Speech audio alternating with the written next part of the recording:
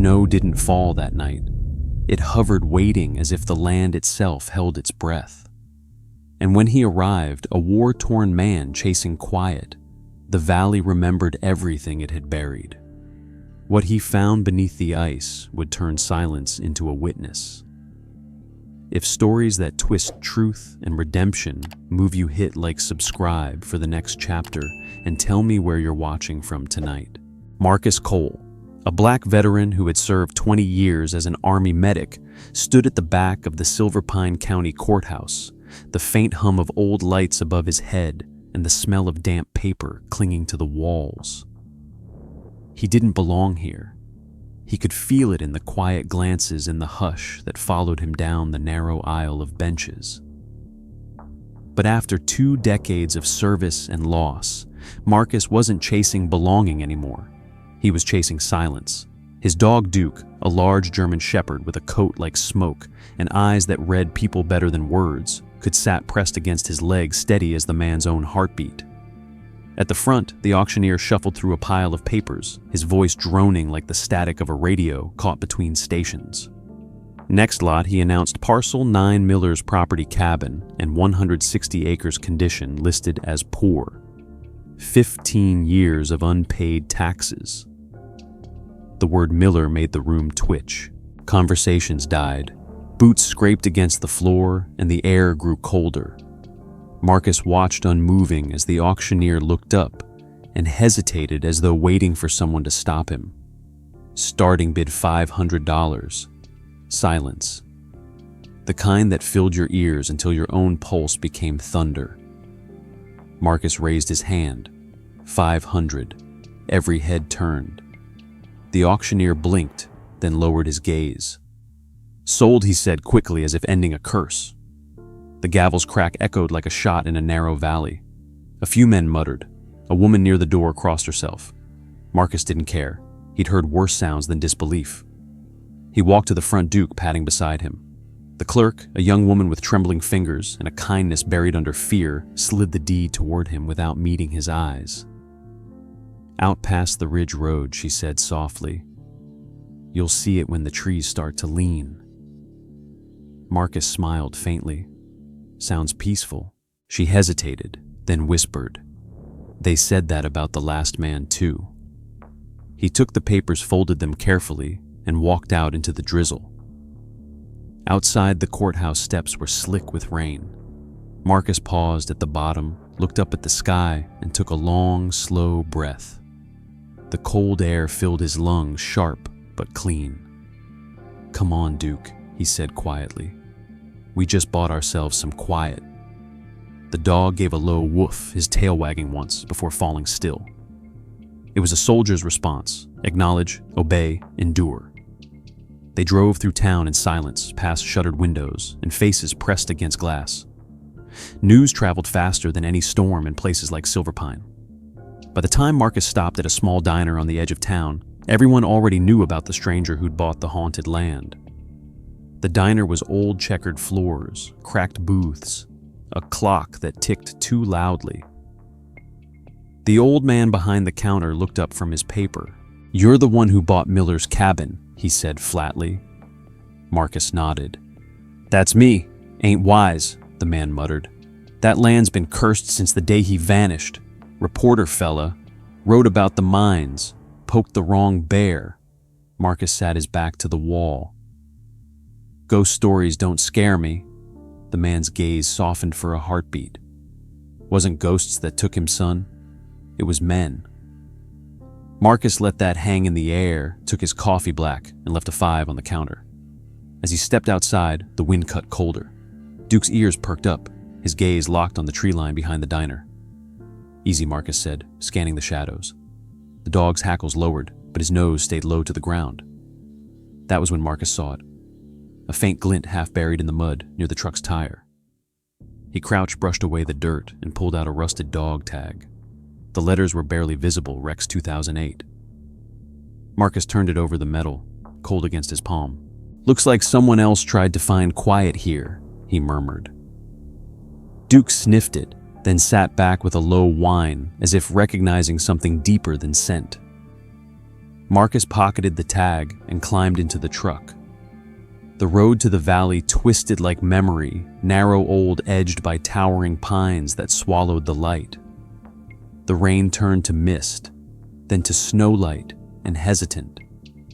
He rolled down the window just enough for the air to sting his face. Every few miles he passed the skeleton of something that used to be an abandoned barn, a fallen fence, a mailbox with no name. "You think we're crazy?" he asked Duke. The dog gave a soft grunt, almost human. "Yeah," Marcus said, "me too." The last sign of town disappeared in the rearview mirror. The forest closed and quiet as prayer. The silence wasn't peaceful. It was heavy like the pause between breaths before a wound starts bleeding. The morning after Marcus bought the land, Silver Pine looked different. Not brighter, not warmer, just thinner, as if the town had quietly exhaled him out of its lungs. The rain had stopped, leaving behind a gray, glassy calm that clung to everything.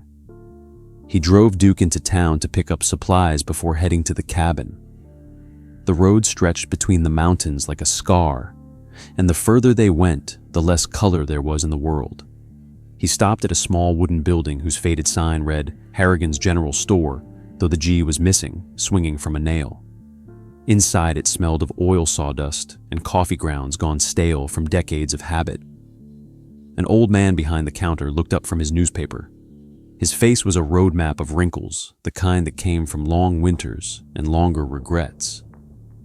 "You must be the new owner," he said, his tone halfway between curiosity and pity. "The Miller place." Marcus nodded. "Guess that's what they call it." The man wiped his hands on a cloth that didn't need cleaning and leaned closer. "Haven't heard anyone call it by anything else. Nobody's lived there since Arthur disappeared." Marcus set a short list on the counter lamp oil padlock, coffee, a few canned goods. "Disappeared, huh? You mean walked away?" The man's eyes, pale as the frost outside, met his. Walked into the snow and didn't walk out. Folks say he saw something he shouldn't have. He reached for the coffee tins, his voice dropping to a hush. Arthur Miller was a journalist, smart as a whip. Wrote for a Denver paper before he came here. Started asking questions about the mining company up the ridge, North Ridge Corporation. Rich men with dirtier hands than coal miners. He said they were poisoning the water. Next thing, he's gone. No body. No footprints beyond the porch. Just his dog frozen by the door like it refused to leave. Marcus stared at the counter, his reflection warped in the metal lid of the coffee tin. He had seen death in all its forms, fast, loud, silent, slow, but loyalty like that he hadn't seen since the desert. His dog stayed, he asked quietly. "Till the end," the man said.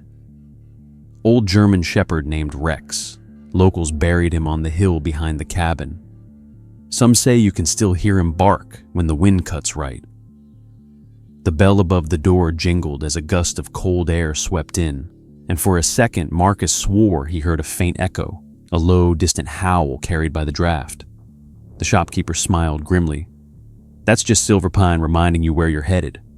Marcus gathered his things and paid in cash. As the old man bagged the items, he said, "You don't look like the kind to scare easy, but there's one thing you should know. That land doesn't forgive curiosity." Marcus took the bag and met his eyes. "Neither do I." Outside, the air smelled of pine and iron. Duke waited by the truck, ears pricked, watching the tree line again. "Still seeing ghosts?" Marcus muttered, patting his head. The drive toward the ridge took them through what remained of the mining town, half-collapsed shacks, rusted equipment, and a sign that once read, "Prosperity Creek," now lying crooked in the mud. Snow began to fall, slow and deliberate. Marcus stopped at a narrow bridge where the creek below ran dark, almost black, its surface rippling like breath under skin. He leaned out the window, studying the water. It smelled faintly metallic. Duke let out a low growl, hackles rising. "Easy, boy," Marcus said, though he couldn't stop the chill crawling up his spine. He didn't believe in curses, but he believed in consequences. A few miles later, The road opened into a clearing where a weather-beaten building stood, an old supply shed probably used by the miners. Its door hung open, creaking softly in the wind. Marcus parked the truck and stepped out, boots crunching against frozen dirt. Duke followed close behind. Inside, the shed was empty, except for some broken crates and a rusty lantern. But on the wall near the back, something caught Marcus's eye. A torn page pinned beneath a nail yellowed with age. He pulled it free and read the scrawled handwriting. "If you find this place, listen to the dog. He'll know what they buried." His chest tightened. "Arthur," he whispered, feeling the weight of the name. The air inside the shed was still too still, like even the dust was holding its breath. Then Duke barked once, sharp and certain, and Marcus turned to see him pawing at a crate in the corner. He knelt, prying the lid open.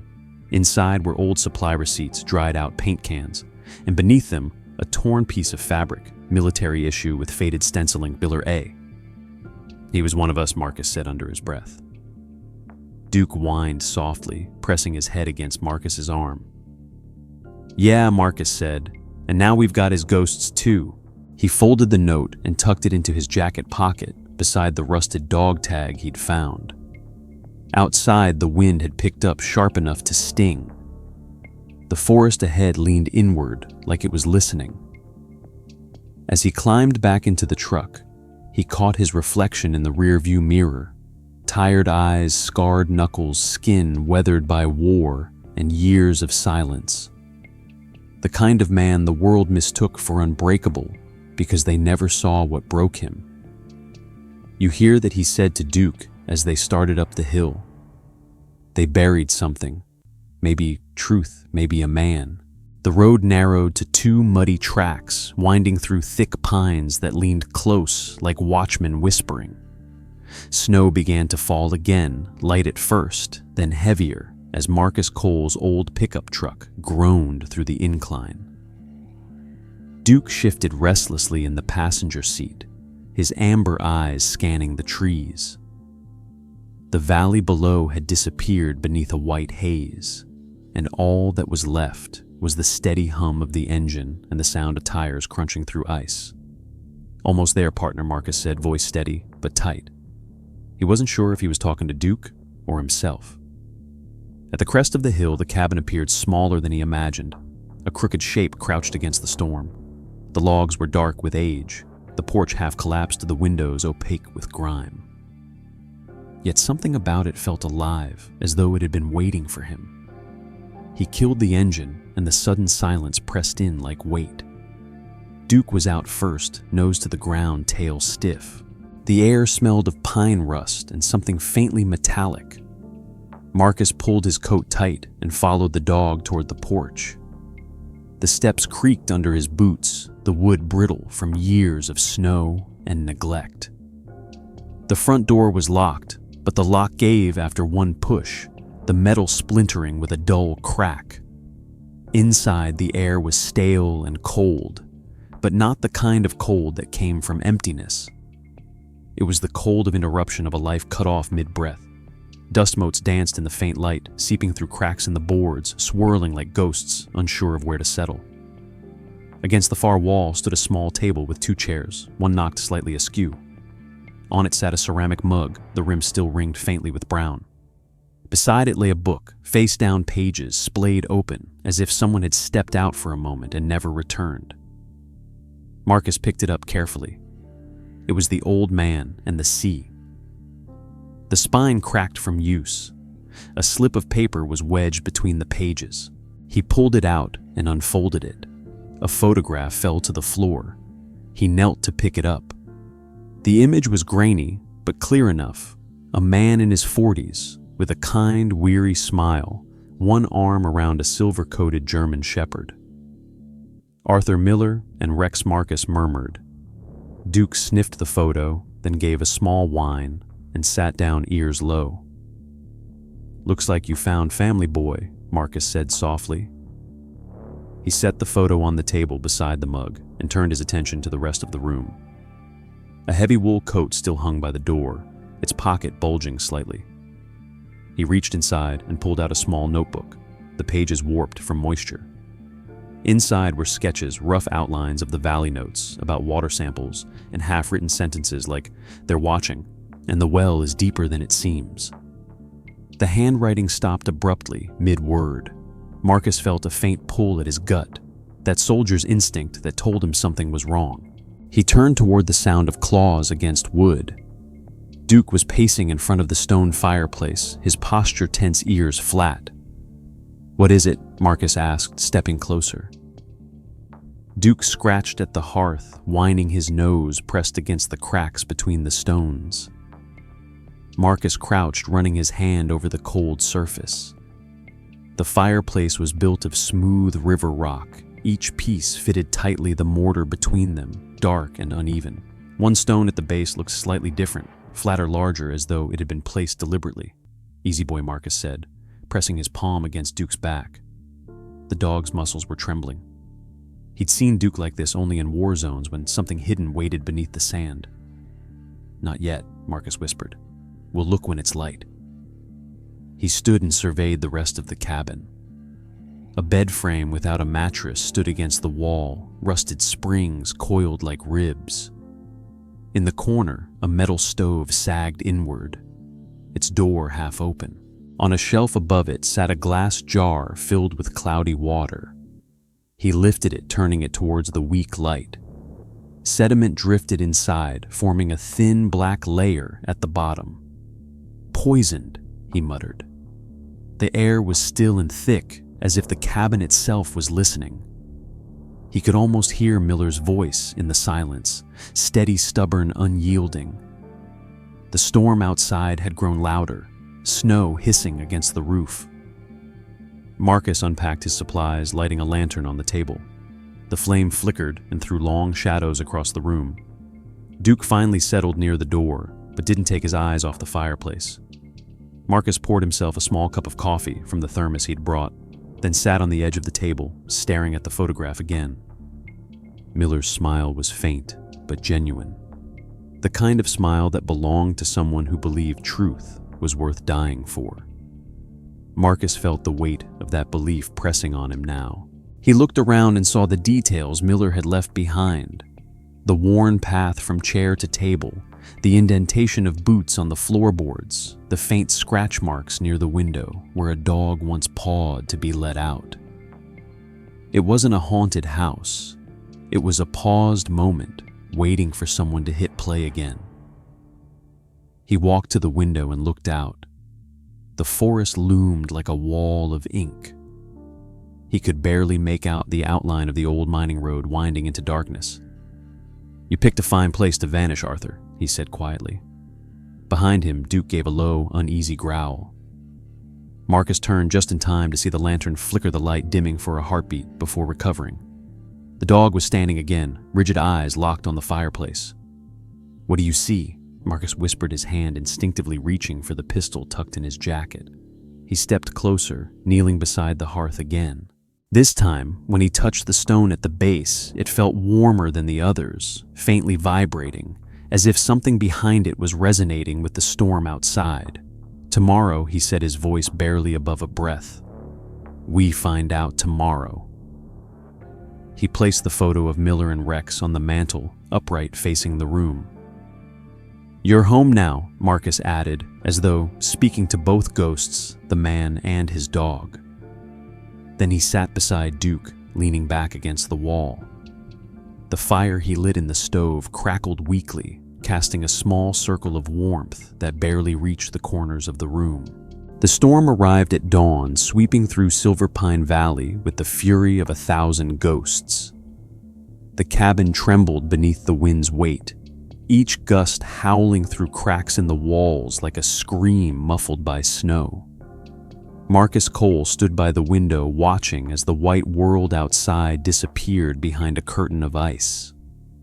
He had seen worse storms and war sandstorms that swallowed cities, but this one carried a different kind of danger.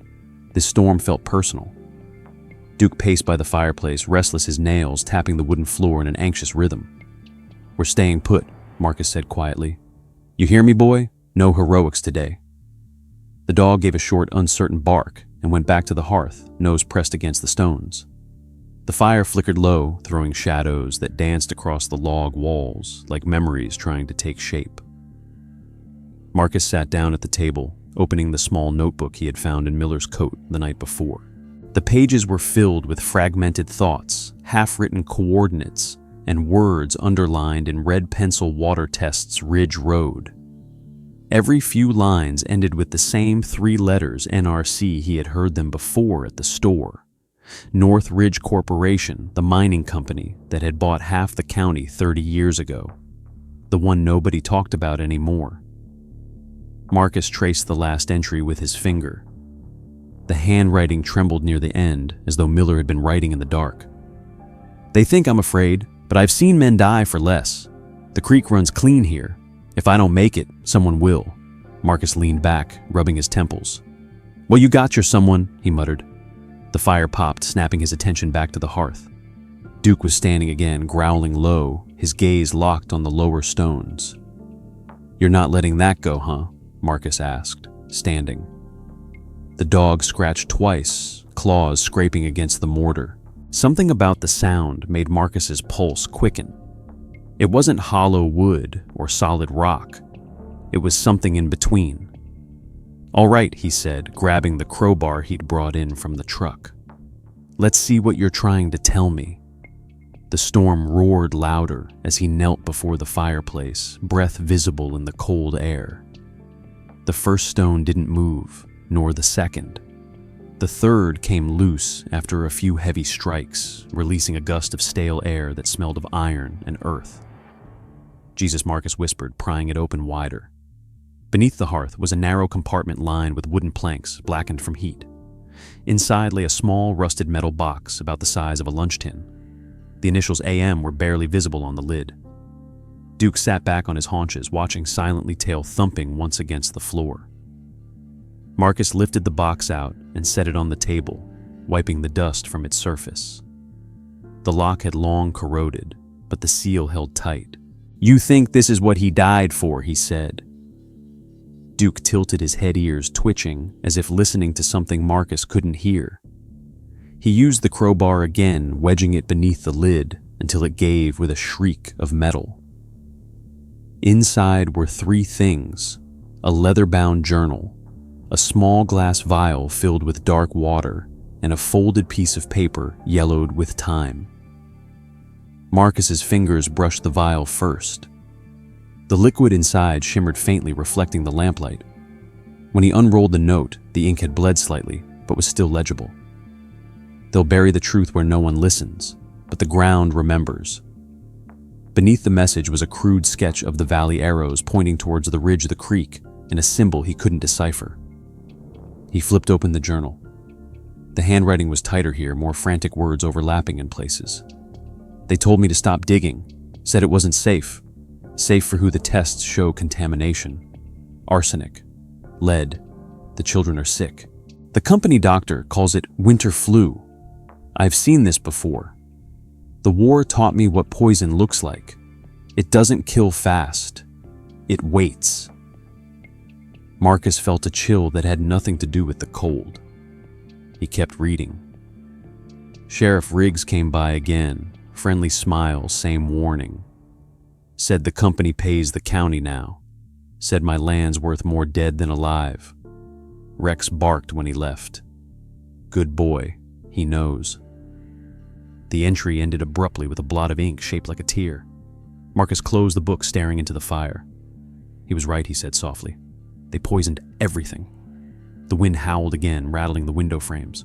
He rose and crossed to the door, pulling it open just enough to peer outside. The snow had risen nearly to the porch steps. The forest was gone, swallowed by white. No tracks, no sound, but the storm. He closed the door and bolted it, the old wood groaning in protest. Duke was sitting by the hearth again, nose pointed at the open space where the box had been. Marcus knelt beside him, scratching behind his ears. You found it, partner. You found what they buried. The dog leaned into his hand, pressing close eyes soft. It had been years since Marcus had felt that kind of trust. He glanced back at the table. The vial caught his attention again, glowing faintly like liquid mercury. He unscrewed the cap and sniffed. It smelled faintly of metal and rot, the kind of scent you could never forget once you smelled it in war zones near poisoned wells. He quickly closed it and wrapped it in cloth. "That's evidence," he said. "Proof." He placed it beside the journal, his mind already mapping possibilities, how to test it, how to expose the company, how to finish the work Miller started. The fire crackled louder, snapping him from his thoughts. For a moment he could swear he heard a faint bark echo from the chimney, soft but real. He turned to Duke. "You hear that?" The dog's ears twitched, but he didn't move. Marcus exhaled, shaking his head. Storm's playing tricks. Still, he looked up at the mantel where Miller's photograph rested beside the flickering flame. "You didn't die for nothing," he said quietly. "Not if I can help it." Hours passed. The blizzard raged without mercy, but inside the air grew warmer, the storm's voice muffled by walls that seemed to breathe with him. Marcus wrote notes in his own notebook, cataloging what he'd found. Duke eventually curled up near his boots, snoring softly. Marcus looked down at him, smiling faintly. "You're smarter than half the men I've known." The pounding on the door came in sharp bursts that cut through the howl of the storm like gunfire. Marcus Cole froze where he stood, one hand gripping his pistol, the other holding the lantern half raised. Duke was already on his feet, fur bristling, a low growl rolling from his throat. The knocking came again, louder this time. "Cole," a voice shouted through the wind. "Sheriff Riggs, you alive in there?" Marcus hesitated for a beat before lowering the weapon. He unbolted the door just enough to see the sheriff's broad frame silhouetted against the storm snow plastered across his hat and coat. "You picked a hell of a day for a house call," Marcus said, stepping aside. Riggs stomped his boots, shaking off the snow as he entered. The sheriff's eyes scanned the cabin, landing briefly on the open fireplace, then on the table where Miller's journal and the metal box sat. "Storm's getting rough," Riggs said. "Thought I'd check on the new guy. Not many folks come up here anymore." His tone was casual, but his eyes were too alert, too calculating. Marcus moved slowly, keeping the table between them. "Appreciate it," he said. "Didn't expect company this far out." Riggs took off his gloves and rubbed his hands together near the fire. "You find the place all right?" "Found it," Marcus said. "And something else." The sheriff's smile didn't reach his eyes. "Yeah, what kind of something?" Marcus shrugged. "Just history." Riggs stepped closer to the table, his boots creaking against the floorboards. "History can be dangerous," he said softly, "especially when it belongs to dead men." The words lingered in the air, heavy as the snow on the roof. Duke growled again, stepping forward until he stood between the men. Riggs eyed the dog, lips tightening. "You might want to keep him calm. Don't want him biting the wrong person." Marcus met his gaze evenly. "He knows the difference," Riggs chuckled dryly. "That right, smart dog." He reached into his pocket and pulled out a pack of gum, popping one into his mouth before continuing. "Arthur Miller had a dog just like him, loyal to the end. Died right on that porch out there. Folks say he froze waiting for his master to come back. Can't say I believe in ghost stories, but that one sticks with me." Marcus didn't move. "You knew him?" "Everyone knew him," Riggs replied. "Man liked to ask questions. About the mines. About me. About everyone. I told him to let it go. Curiosity don't mix well with this kind of place." He turned toward the window, the stormlight flickering across his badge. "Guess he didn't listen." "Guess not," Marcus said quietly. The sheriff walked back towards the door, pausing beside the table again. His hand brushed the edge of the journal. "You didn't find anything strange up here, did you?" "Old papers, maps, maybe a journal." Marcus's jaw tightened. "Just an empty house." Riggs's eyes met his searching. "Good. Best to leave the dead buried." He slipped his gloves back on, glancing at Duke once more. "Keep warm, Cole. Roads will be clear by morning. Wouldn't want you getting stuck out here longer than you need to." With that, he stepped into the storm and was gone, the sound of his truck fading into the distance until there was only the wind again. Marcus stood in silence for a long time, staring at the door. Then he turned to the table. The firelight flickered over the metal box, casting shifting shadows across Miller's photograph. "He wears the badge," Marcus muttered under his breath. "That's what you meant, isn't it?" Duke tilted his head, ears twitching. Marcus sat down and opened the journal again. Near the end, one page seemed thicker than the rest. He peeled it back carefully, revealing a torn piece of paper stuck between the pages. The ink had run, but a single line stood out in dark brown smears, dried blood, not ink. "He wears the badge. Trust the creek, not the man." Marcus exhaled slowly, reading the words twice. "You were talking about Riggs," he whispered. He looked at the window again, the snow outside glowing faintly in the moonlight. "The creek," he murmured. His eyes drifted to the small vial of water sitting on the table. The dark liquid inside glimmered faintly. He uncorked it again, sniffing the metallic tang. Poison. The kind that didn't kill quick, but hollowed out a town over years. Duke whined softly, pawing at his boot. "I know," Marcus said. "We can't trust him." He placed the journal and the vial into his pack, then moved to the window. The storm had softened to a steady drift, the forest visible again through the glass. Somewhere out there, he knew Riggs wasn't heading home. He was waiting, watching. "We'll move at dawn," Marcus said quietly. "Follow the creek." He turned toward the fireplace where Miller's photo sat. "You left us the map, didn't you?" He picked up the folded note that had been found in the box, the sketch of the valley with arrows and markings. One of the arrows pointed toward a crooked line labeled Silver Pine Creek. He traced it with his finger, noticing a small cross at the far edge of the page near the ridge. Beside it were the faint letters SP. "What did you hide out there, Arthur?" he whispered. The fire cracked, and a gust of wind pushed through the chimney, scattering ash across the floor. Duke barked once, staring at the fireplace again. Marcus frowned. Now what? He knelt and looked closer.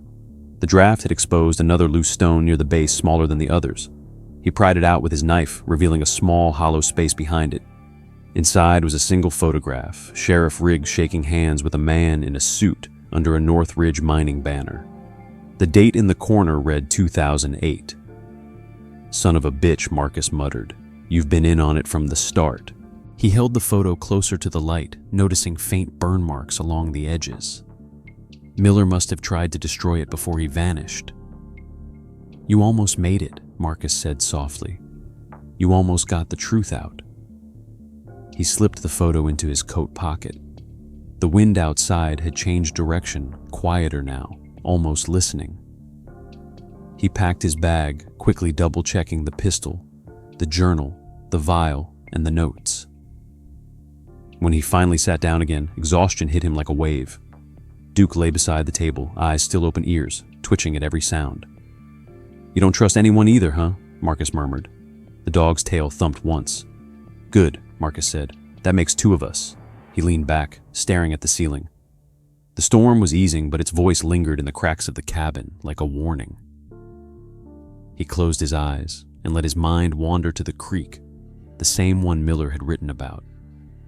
If the water still ran clean, there maybe it held the proof they needed. Maybe that was where Miller had gone the night he disappeared.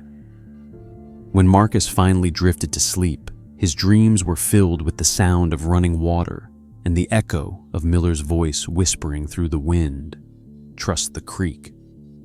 He woke before dawn to silence. The fire had burned down to embers.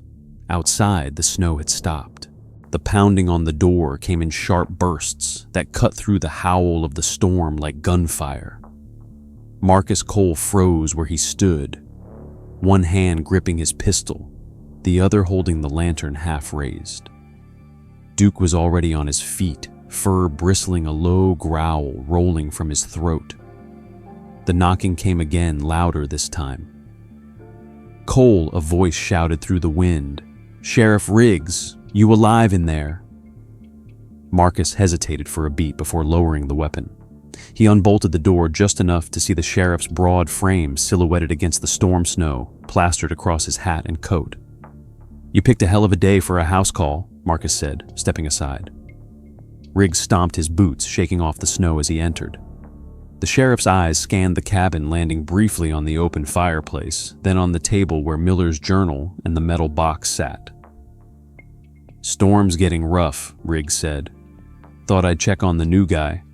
Not many folks come up here anymore." His tone was casual, but his eyes were too alert, too calculating. Marcus moved slowly, keeping the table between them. "Appreciate it," he said. "Didn't expect company this far out." Riggs took off his gloves and rubbed his hands together near the fire. "You find the place all right?" "Found it," Marcus said. "And something else." The sheriff's smile didn't reach his eyes. "Yeah, what kind of something?" Marcus shrugged. "Just history." Riggs stepped closer to the table, his boots creaking against the floorboards. "History can be dangerous," he said softly, "especially when it belongs to dead men." The words lingered in the air, heavy as the snow on the roof. Duke growled again, stepping forward until he stood between the men. Riggs eyed the dog, lips tightening. "You might want to keep him calm. Don't want him biting the wrong person." Marcus met his gaze evenly. "He knows the difference," Riggs chuckled dryly. "That right, smart dog." He reached into his pocket and pulled out a pack of gum, popping one into his mouth before continuing. "Arthur Miller had a dog just like him, loyal to the end. Died right on that porch out there. Folks say he froze waiting for his master to come back. Can't say I believe in ghost stories, but that one sticks with me." Marcus didn't move. "You knew him." "Everyone knew him," Riggs replied. "Man liked to ask questions. About the mines, about me, about everyone. I told him to let it go. Curiosity don't mix well with this kind of place." He turned toward the window, the stormlight flickering across his badge. "Guess he didn't listen." "Guess not," Marcus said quietly. The sheriff walked back toward the door, pausing beside the table again. His hand brushed the edge of the journal. "You didn't find anything strange up here, did you? Old papers, maps, maybe a journal?" Marcus's jaw tightened. Just an empty house. Riggs's eyes met his searching. "Good. Best to leave the dead buried." He slipped his gloves back on, glancing at Duke once more. "Keep warm, Cole. Roads'll be clear by morning. Wouldn't want you getting stuck out here longer than you need to."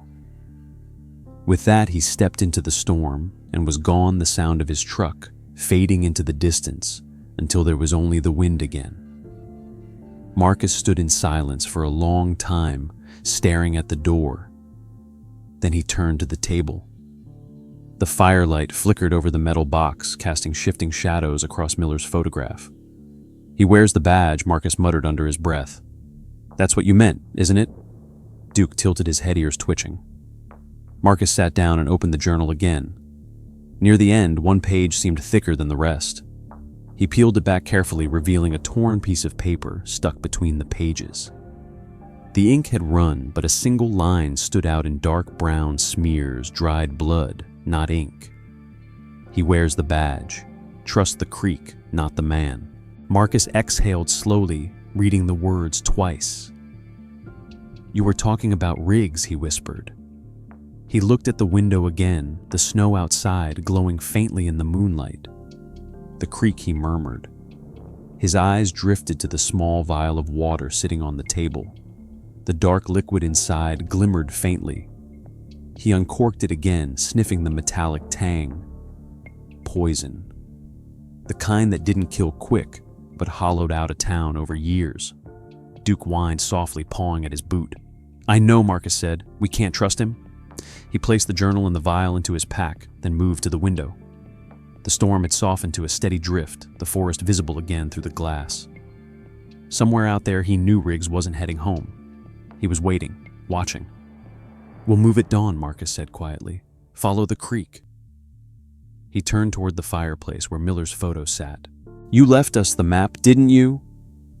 He picked up the folded note that had been found in the box, the sketch of the valley with arrows and markings. One of the arrows pointed toward a crooked line labeled Silver Pine Creek. He traced it with his finger, noticing a small cross at the far edge of the page near the ridge. Beside it were the faint letters SP. "What did you hide out there, Arthur?" he whispered. The fire cracked, and a gust of wind pushed through the chimney, scattering ash across the floor. Duke barked once, staring at the fireplace again. Marcus frowned. Now what? He knelt and looked closer. The draft had exposed another loose stone near the base, smaller than the others. He pried it out with his knife, revealing a small, hollow space behind it. Inside was a single photograph, Sheriff Riggs shaking hands with a man in a suit under a Northridge mining banner. The date in the corner read 2008. "Son of a bitch," Marcus muttered. "You've been in on it from the start." He held the photo closer to the light, noticing faint burn marks along the edges. Miller must have tried to destroy it before he vanished. "You almost made it," Marcus said softly. "You almost got the truth out." He slipped the photo into his coat pocket. The wind outside had changed direction, quieter now, almost listening. He packed his bag, quickly double-checking the pistol, the journal, the vial, and the notes. When he finally sat down again, exhaustion hit him like a wave. Duke lay beside the table, eyes still open, ears twitching at every sound. "You don't trust anyone either, huh?" Marcus murmured. The dog's tail thumped once. "Good," Marcus said. "That makes two of us."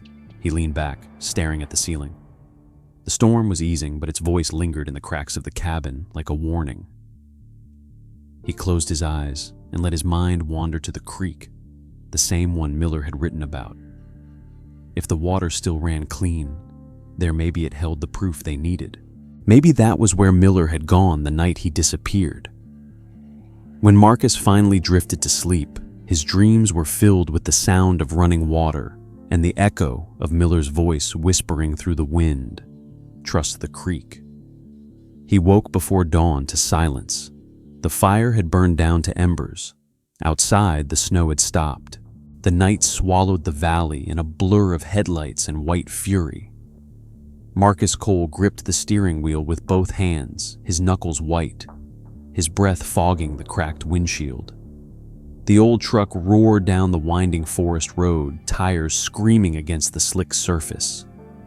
Behind him, the enemy lights stayed close, weaving like hungry ghosts through the storm.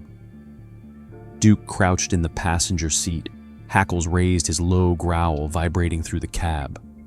"Almost there, boy," Marcus muttered through clenched teeth. "Hold steady." He didn't know where there was only that stopping meant death.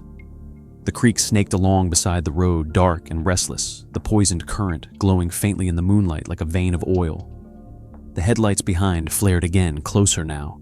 Then came the sound he dreaded, the deep, throaty growl of a larger engine. A black pickup burst from the tree line, fishtailing across the road to block his path. Damn it. Marcus slammed the brakes, the truck skidding sideways. He jerked the wheel, swerving around the blockade tires, clipping the edge of the frozen creek. For a heartbeat, he thought they'd made it, but the second vehicle hit from behind, a brutal collision that sent him spinning. Metal screamed, glass shattered, and the world flipped upside down.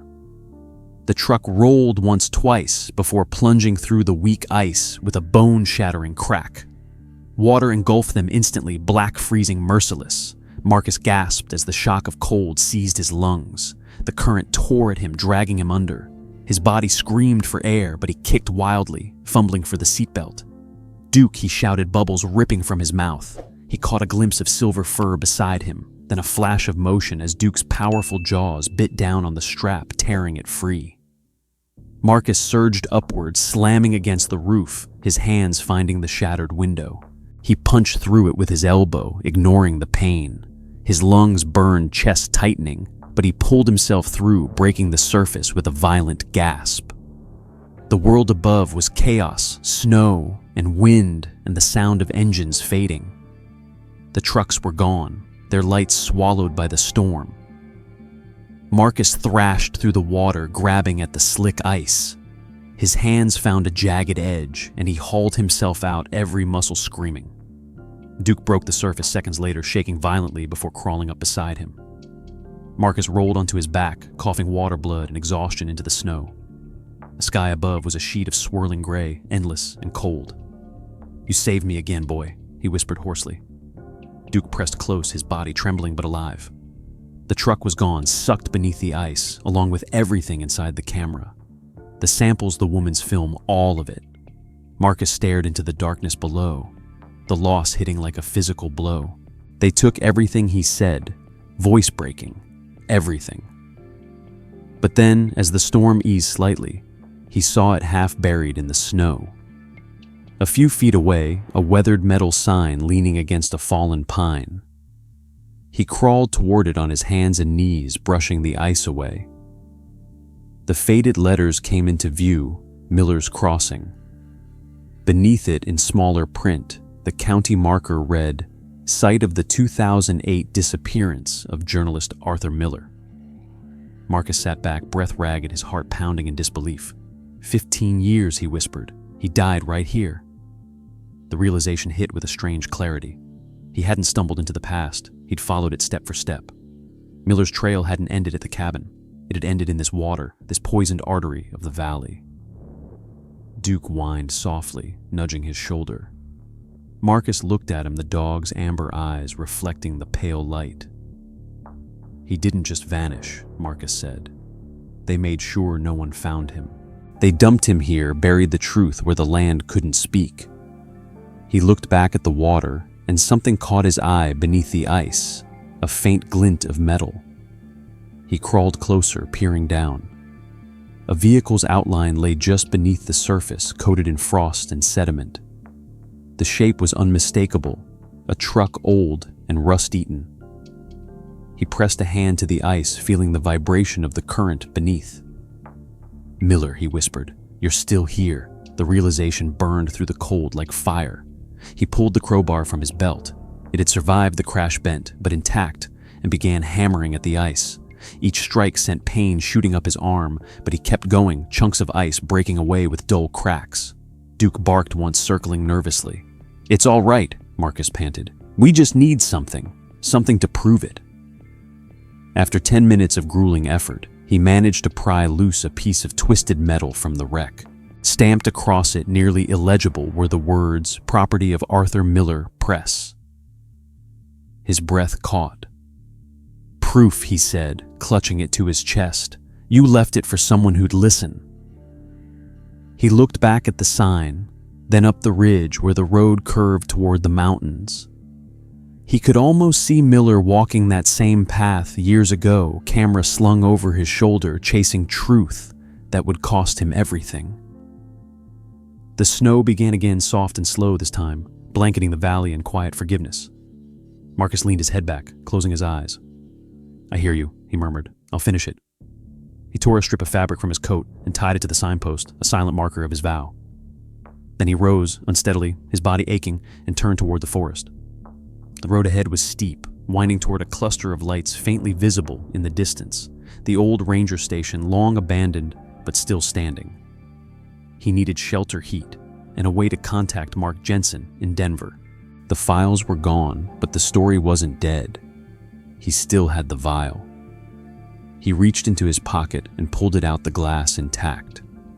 The dark water inside shimmered faintly alive with poison and truth. "Still got you," he said. "That's enough." Duke pressed his nose against Marcus's hand, as if agreeing. Together they started walking, their footprints fading behind them as new snow fell. The silence around them wasn't empty anymore. It was waiting, listening. Halfway up the ridge, Marcus stopped and looked back one last time. The climb to the ranger station felt like walking through a dream sculpted by cold and silence. The snow came down in fine silver threads, soft enough to hide the sound of footsteps, but sharp enough to sting exposed skin. Marcus Cole leaned into the wind, each step an act of stubborn defiance against exhaustion. His clothes were soaked through his body, trembling, but his grip on the vial never loosened. Duke trotted beside him, his silver-gray coat streaked with ice, his breath coming in soft, white bursts. When the station finally appeared through the veil of snow, it looked less like a building and more like a ghost of its roof sagging under years of neglect, the radio tower leaning at a dangerous angle. Marcus stopped to catch his breath, scanning the tree line for headlights. Nothing. Just the white silence of the valley and the faint murmur of the poisoned creek below. "We made it, boy," he whispered, voice hoarse. "Now let's find out if anyone's still listening." He pushed the door open with his shoulder. It gave way reluctantly, scraping across the warped floorboards. The air inside was thick with the scent of mildew and dust untouched for years. He swept his flashlight across the room maps curled on the walls, overturned chairs, a rusted stove in the corner. At the far end sat a heavy wooden desk with an old emergency radio perched on top. Its antenna bent its casing, scarred with age. Marcus crossed to it, brushing off the cobwebs. "Come on," he muttered. "Please still work." He turned the dial static, filling the room like a ghost breathing.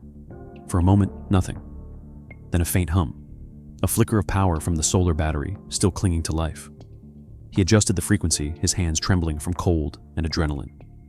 "This is Marcus Cole," he said into the receiver. "Coordinates: Silver Pine Valley, Northridge mining, illegal dumping, contaminated water, evidence found. Request immediate federal contact." "Do you copy?" "Only static," answered.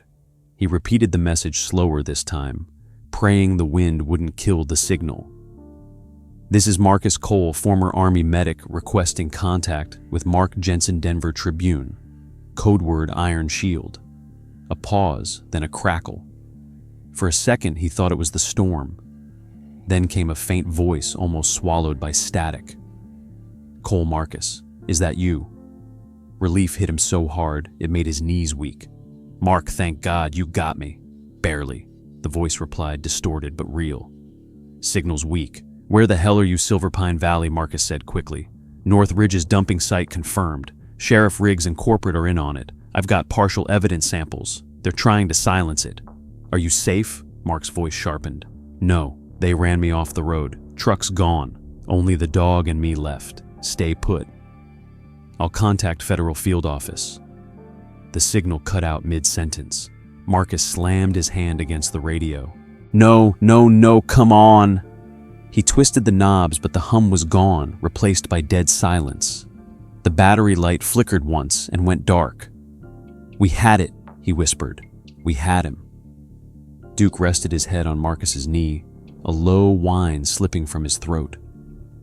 Marcus exhaled slowly, his breath fogging the air. "It's all right, boy. He heard enough. Jensen won't let this die." He reached into his pack and laid the vial on the desk beside the radio. The faint shimmer inside caught the light pulsing like a heartbeat. "We still have proof." He looked around the room again, noticing for the first time the carvings etched into the wooden walls, initials, names, coordinates. He shone his flashlight closer. Most were from hikers and rangers, old dates scrawled beside them. But one carving stood out cleaner, deeper, more deliberate. AM 2008. His pulse quickened. "Arthur Miller," he whispered. He followed the trail of the letters, realizing they weren't random marks, but words hidden in shorthand. He ran his fingers across the grooves, reading them slowly. "Vault. Beneath the ridge. Coordinates hidden under the sun." "Vault," he muttered. He looked toward the window where the morning sun was beginning to push through the clouds. The beams fell across the desk, illuminating another, carving a series of numbers so faint they were invisible until the light hit them just right. He scrambled for his notebook and copied them down. "He was here," Marcus said softly. This was his last stop. Duke barked once, tail low alert again. Marcus turned toward the doorway, every sense tightening. The wind had shifted. It wasn't the slow, natural moan of snowdrifts. It was the crunch of footsteps. He moved to the window, peering out through the frost. Two dark figures were moving across the clearing, slow, deliberate. One carried a rifle. "They found us," Marcus whispered. He grabbed his pack, sliding the vial and the notebook inside. The radio was dead, but the message had gone through at least in part. He slung the bag over his shoulder and motioned to Duke. "We go now." He slipped out the back door, the snow crunching softly under his boots. The forest behind the station stretched deep into the ridge, a labyrinth of pines and shadows. He moved fast, but silent, ducking low beneath the branches. The sound of voices carried faintly through the trees. "Tracks go this way," one shouted. "Don't lose the dog this time." Marcus clenched his jaw and pressed onward, the coordinates burning in his pocket. He knew where the vault had to be, the ridge above Miller's Creek, where the sun hit first at dawn. "He said under the sun," Marcus murmured. "That's east." He climbed steadily each step, sinking into the snow, his lungs aching. Duke stayed close, his paws barely making a sound. Behind them, the pursuit grew louder. A gunshot cracked through the air, echoing off the trees. Snow exploded near Marcus's feet. "Move," he hissed. They broke into a sprint, weaving between the trees, the mountain rising ahead like a wall of white stone. At the top, the forest opened into a clearing. The sun broke fully through the clouds, casting gold over the frozen landscape. In its light, Marcus saw something that made his breath catch, a flat stretch of rock carved with strange geometric patterns half covered in snow. There, he gasped. He dropped to his knees, clearing the surface. The carvings matched the coordinates in his notebook. At the center was a small metal latch, nearly invisible. He pried it open, revealing a narrow shaft leading down into darkness. "You clever bastard," Marcus said under his breath. He lowered his pack first, then slid down the passage, Duke following after him. The world above the ridge had turned into a battlefield of snow and echoes. The air was thin and biting, the kind that scraped the lungs raw. Marcus Cole crouched behind a fallen log near the vault's opening, his rifle cradled in his arms, his mind running on instinct and adrenaline. The sunlight that had pierced through moments earlier was fading fast, smothered by rolling gray clouds that thickened like smoke.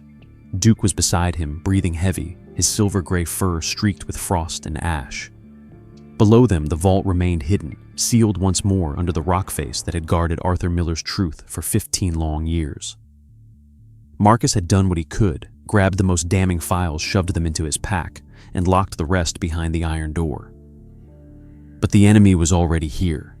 Sheriff Riggs's voice rose through the trees, sharp and commanding. "Fan out, he's close. I want that vault found." Marcus peeked over the ridge, watching 3 men in dark coats move down the slope with rifles drawn. Their boots left heavy prints in the snow, their faces half covered with scarves. Riggs stood at the rear, barking orders, his badge glinting faintly in the cold light. "You can't hide, Cole," he shouted. "That valley belongs to us." Marcus's jaw tightened. "Not anymore," he whispered. He signaled Duke with a hand gesture. "Quiet flank right." The dog moved low, a shadow among shadows, circling behind the nearest gunman. The man stopped suddenly, sensing movement, but before he could turn, Duke lunged. The snow exploded around them in a blur of fur and screams. Marcus rose and fired the bullet, catching another man square in the shoulder, spinning him backward. Riggs ducked, cursing, and returned fire. The shot tore through the log beside Marcus, splintering wood into his face. He rolled, fired again, and dropped the second gunman. The air filled with the acrid smell of gunpowder and pine. "You don't know when to quit, do you?" Riggs's voice was closer, now heavier with rage. "You could have had peace, Cole. You could have walked away. So could Miller," Marcus shouted back. But he didn't. He had guts, something you'll never understand. Another round of shots cracked through the silence. Marcus ducked behind a boulder, feeling the heat of the bullet as it grazed his sleeve. Duke barked one short warning. Marcus turned just as a 4th man emerged from behind the trees, rifle raised. There was no time to think. Duke leapt between them, the gun roaring as the dog collided with the shooter. The bullet struck home a sound Marcus would never forget, a soft thud followed by a whimper. No, Marcus fired back, rage blinding him. The attacker dropped instantly, but Marcus was already running, sliding through the snow to Duke's side. The shepherd lay still, his chest heaving shallowly, blood dark against his pale fur. "Stay with me," Marcus said, voice breaking. "You hear me? Stay." Duke's amber eyes blinked once unfocused, but his tail twitched weakly. Another gunshot rang out, and the snow near Marcus's knee erupted. He grabbed Duke's collar and dragged him behind the boulder. "You did good," he whispered, hands shaking. "You did so damn good." Riggs's voice came again, closer, now each word coated in venom. "You're done, soldier. You can't stop what's coming. This whole valley belongs to progress, not ghosts." Marcus wiped the blood from his face and looked toward the ridge. Riggs's truck sat parked near the tree line, its back loaded with fuel cans and crates of equipment. Behind it, the antenna of a mobile uplink protruded from the snow, an emergency signal device used by the county during winter patrols. Marcus's heart surged with new purpose. If he could reach it, he could send everything Miller's files photos coordinates to Jensen before Riggs finished what he'd started. He checked his last magazine. 2 bullets. He leaned close to Duke. "You stay here, buddy. Rest now. You've done enough." The dog whimpered, pressing his nose weakly against Marcus's hand, as if trying to hold him there. Marcus forced a smile. "I'll come back for you. I promise." He slipped from cover and sprinted toward the trees, snow kicking up around his boots. Riggs spotted him instantly. There he roared. Bullets sliced through the air. Marcus dove, rolled, fired twice. One man fell. The other ducked behind a stump. He kept moving, heart hammering. The uplink was 20 yards away now, its green light flickering faintly. He reached it, threw himself behind the truck, and yanked the panel open. The interface was cracked, but still functional, powered by a backup generator. "Come on," Marcus hissed, pulling the drive from his pack and slotting it into the port. The screen flickered to life, displaying connection available. He typed quickly, fingers numb. "Send to Jensen D. Secure channel." The progress bar crawled across the screen. 30%, 40. He heard boots crunching behind him. He turned to see Riggs emerging from the fog, his rifle raised, his expression twisted in fury. "Step away!" Cole Marcus ignored him, hitting the transmit key again. 60%, Riggs fired the bullet, slamming into the metal panel beside Marcus's head.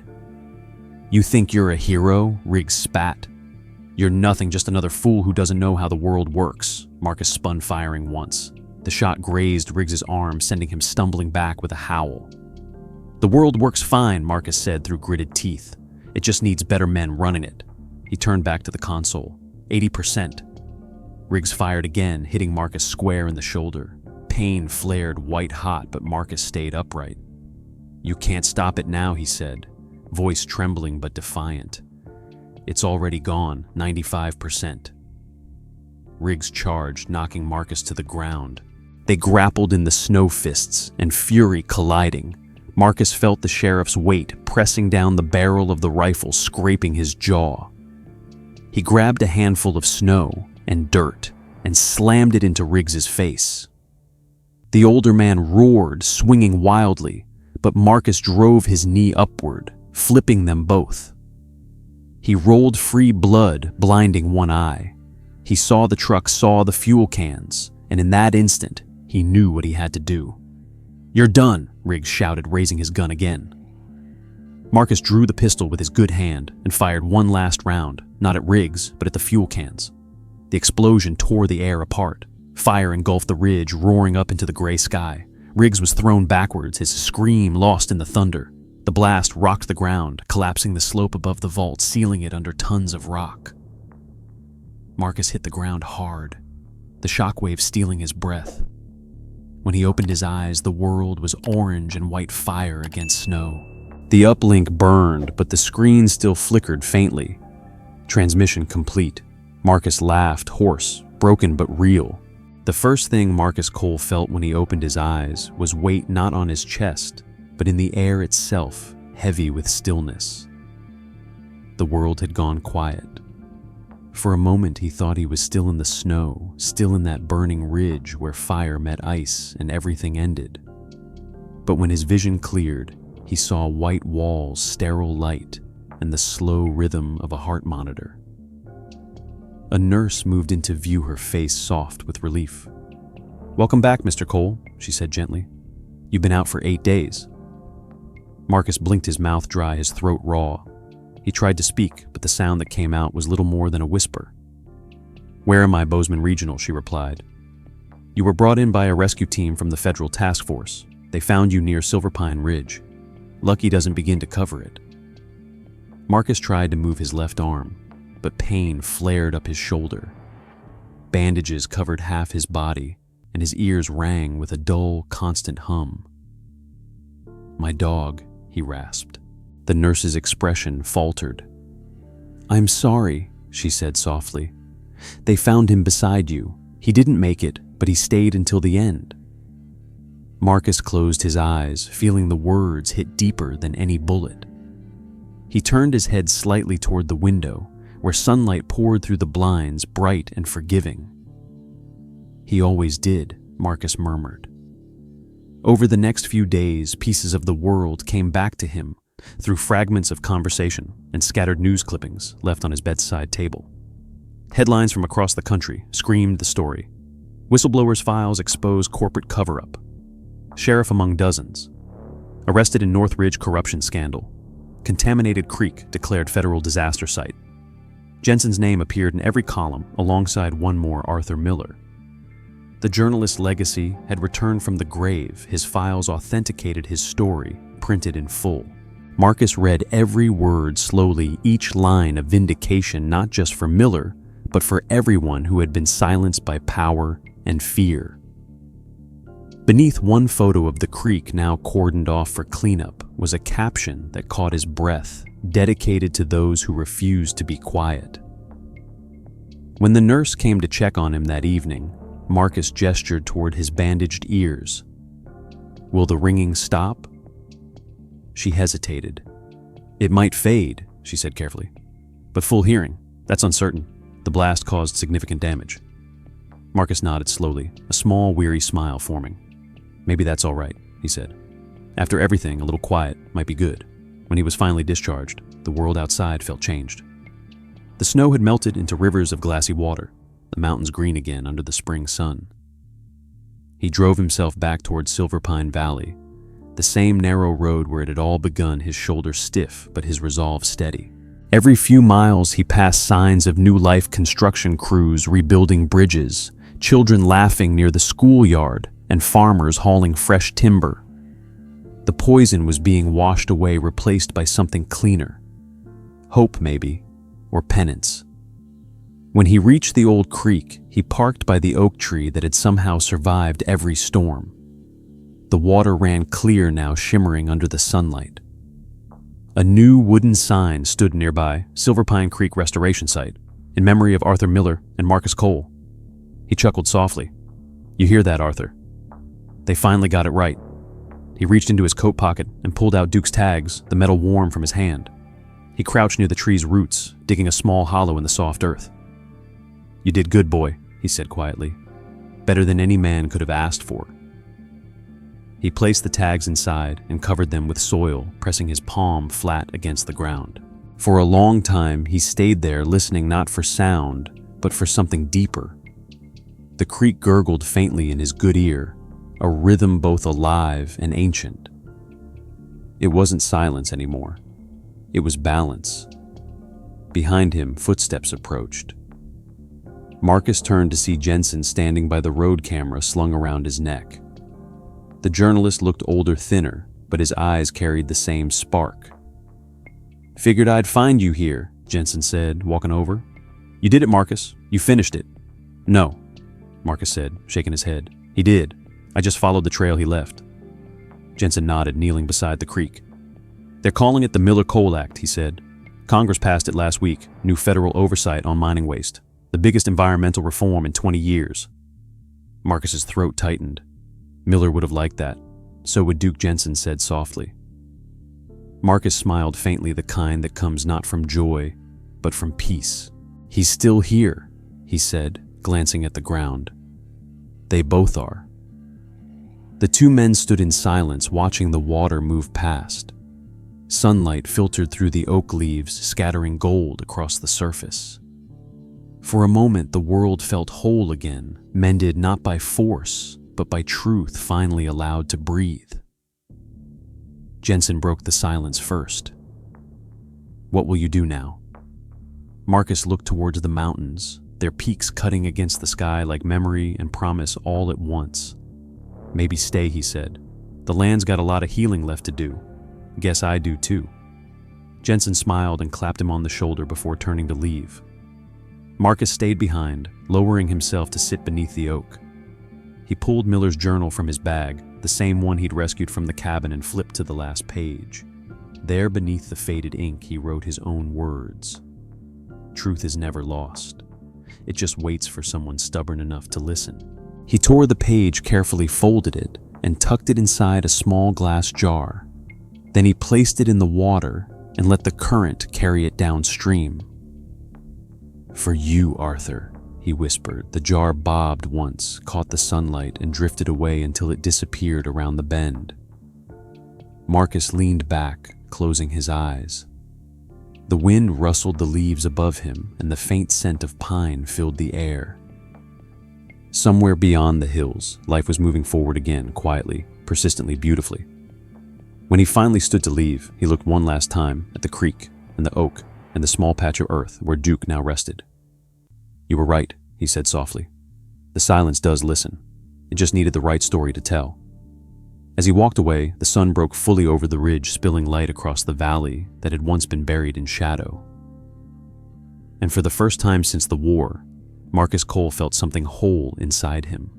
Something like peace, something like home. The end. If this story moved something in you, if you felt what Marcus felt standing beside that quiet creek, don't leave just yet. Stories like this only reach hearts when you keep them alive. Hit that like button if you believe truth always finds its way home. Subscribe so you never miss the next story of courage, loss, and redemption. And tell me, where in the world are you watching from tonight, and which moment in Marcus's journey hit you the hardest? I'd love to read your thoughts in the comments below.